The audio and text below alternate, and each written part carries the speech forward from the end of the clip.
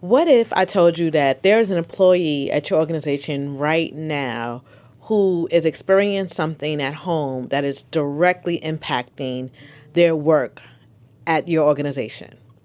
Hi, my name is Melody. I am a keynote speaker, consultant, survivor, and prevention specialist with a focus on disrupting domestic violence.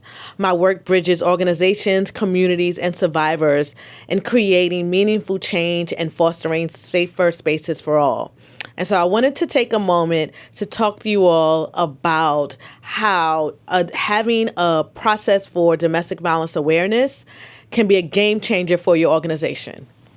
Now, first, a little personal history. I experienced domestic violence, and at the time, I was working for an organization that was really supportive.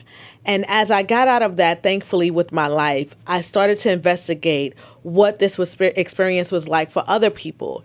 And some of the stories I heard were really saddening. There were many people who was experiencing intimate partner violence and going to work and being told that it is not their problem. It does not impact their work, and they just need to leave it at home. There were times where they experienced it and they actually lost their jobs. And so I want to challenge you all to think about what are ways in which you can actually support survivors, because it does impact the work. So a couple of ways in which domestic violence impacts the workplace. One is productivity. When you are stressed about work or about what's going on at home, it impacts your work.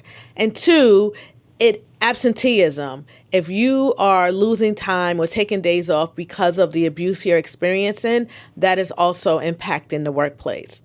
There's also the risk of it coming to the workplace. For example, there was a number of cases where a survivor was working and she told her organization that her husband threatened to kill her. And unfortunately, the organization did not take it seriously. And he did come and actually come and murder her at her job. And so that led to some new legislation, but also it made the organization have to pay the family. Her family sued because they were well aware of what was happening and they didn't take any precautions. So the other area in which it impacts is security and safety for everyone, right? So what does awareness look like within your organization? Awareness can look like actually saying the thing, saying that we support survivors. You can also have a domestic violence workplace policy. That policy is like your blueprint into how to address and support survivors who are experiencing intimate partner violence. And it's another way to also protect your other employees and for ways in which they can report it. Another thing that you can do is get connected with your local organizations, those who are directly working with survivors. That way you know who to turn to when times really happen and when incidences occur. All right, so I hope this was really helpful. If you have questions, drop it in the comment section. Be sure to subscribe and share this information, and we can all do our own work to disrupt domestic violence. Thank you and peace.